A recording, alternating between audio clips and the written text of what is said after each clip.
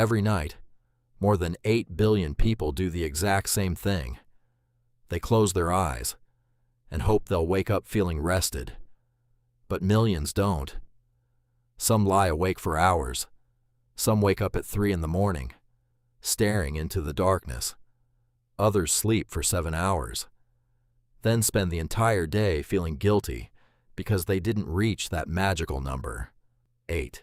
Somewhere along the way, the world became convinced that every human being should sleep 8 uninterrupted hours every single night. Miss that target, and something must be wrong with you. But what if that's not how humans evolved to sleep? What if waking up during the night was once completely normal? What if the problem isn't your body, but the expectations you've been taught? Tonight, we're going back hundreds of thousands of years to a world without bedrooms, without mattresses, without alarm clocks, without electricity.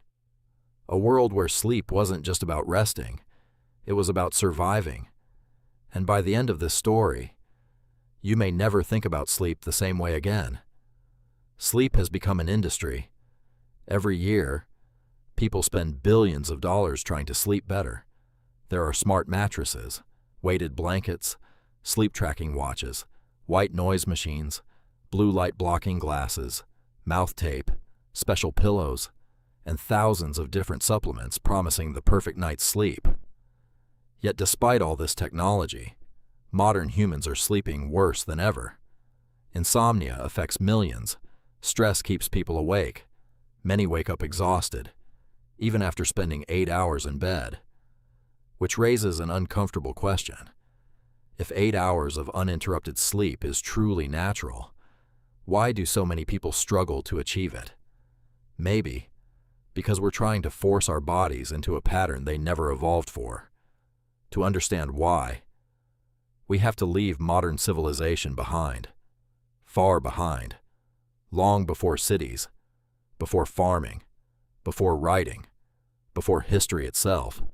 Imagine standing in the African wilderness 300,000 years ago. The sun has disappeared below the horizon. Darkness arrives quickly. There are no streetlights, no glowing windows, no phone screens lighting up the night. Only fire. A small group of humans gathers around it. Some are talking quietly. Some are feeding the flames. Children begin to fall asleep. The older members of the group remain alert. Beyond the circle of light, the darkness is alive. Hyenas, lions, leopards, snakes, things with eyes you can't see, but that can see you. For our ancestors, night was never completely safe. Falling into a deep, uninterrupted sleep for 8 straight hours could have been dangerous. Someone always needed to notice strange sounds. Someone had to keep the fire burning. Someone had to wake the others if danger approached. Sleeping wasn't simply about resting. It was part of survival. And survival rarely follows a perfect schedule. Unlike today, our ancestors didn't have clocks telling them when to go to bed. They didn't have calendars, office hours, or school mornings. Their days were guided by sunlight, weather, food, and seasons. When the sun went down, their bodies naturally began producing melatonin, the hormone that prepares us for sleep. But even then, their nights probably weren't identical. Some evenings lasted longer around the fire. Some nights were interrupted by storms, others by animals, others by crying children, others by hunger. Sleep had to remain flexible, because life was unpredictable, and evolution tends to reward flexibility, not perfection.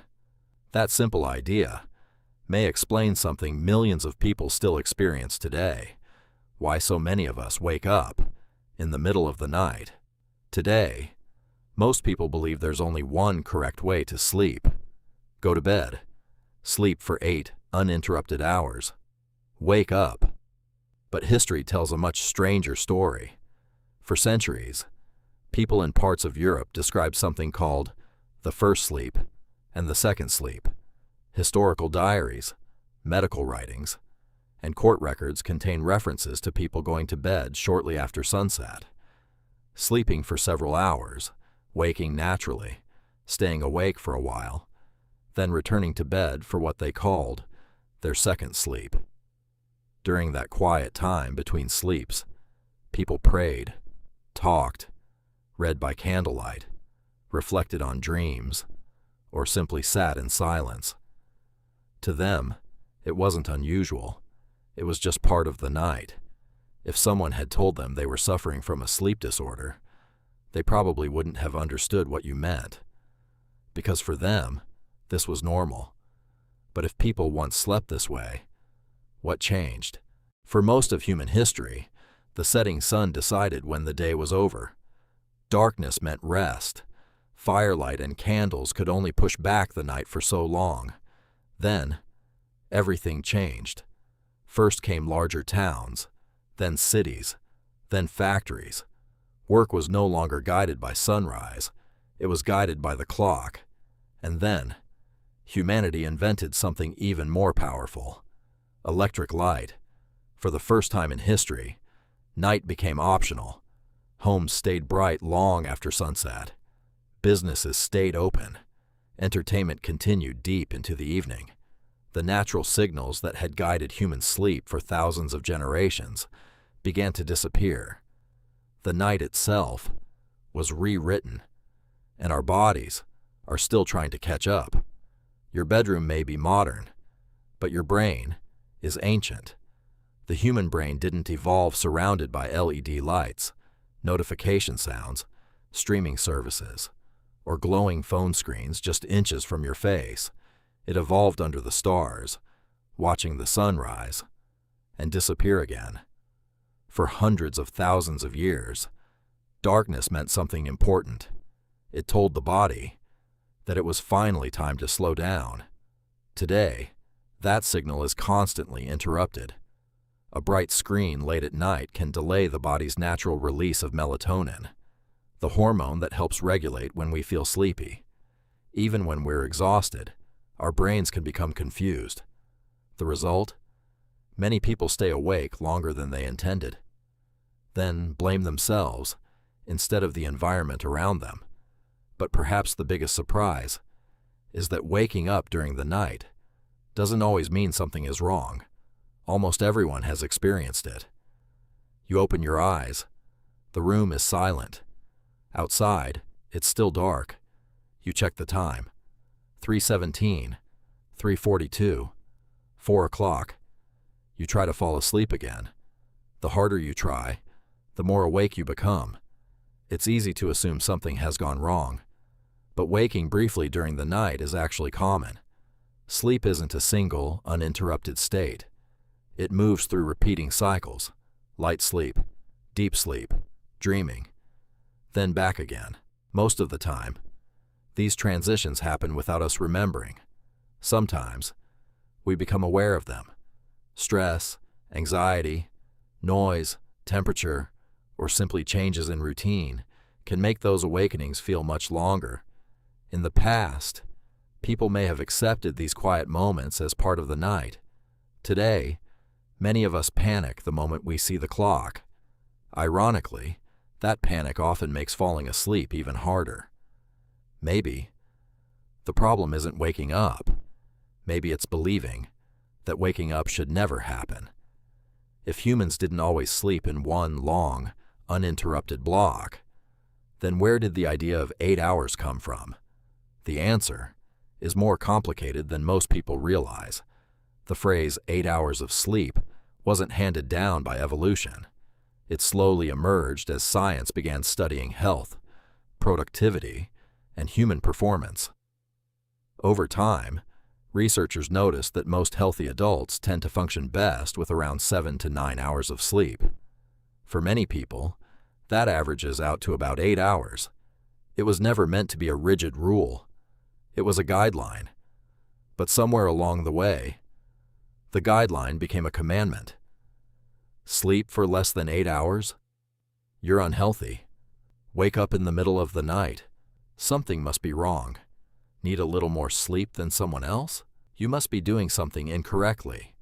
But biology has never worked that way. No two humans are exactly alike.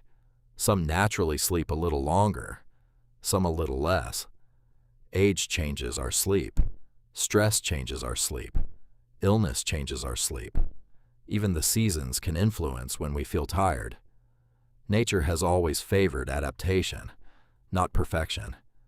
Every evening, your brain begins preparing for a night that no longer exists. It expects darkness, silence, cooler temperatures, a world that gradually slows down.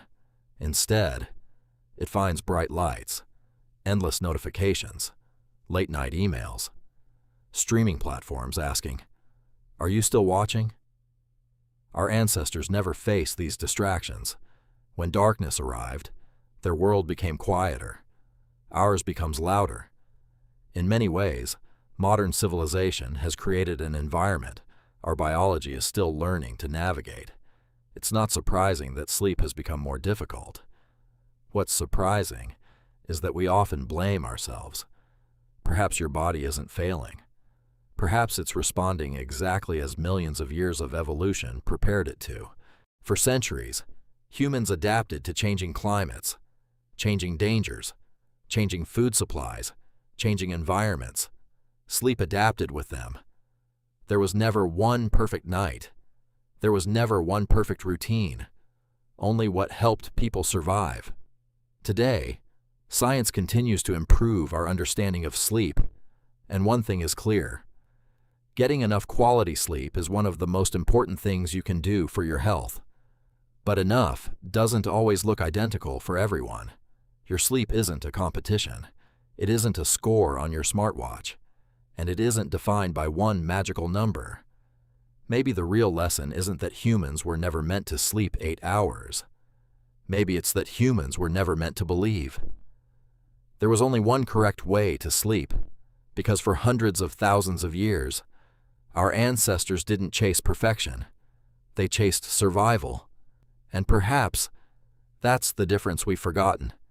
Tonight, when you turn off the lights, remember this. The brain inside your skull was shaped long before cities, long before electricity, and long before alarm clocks.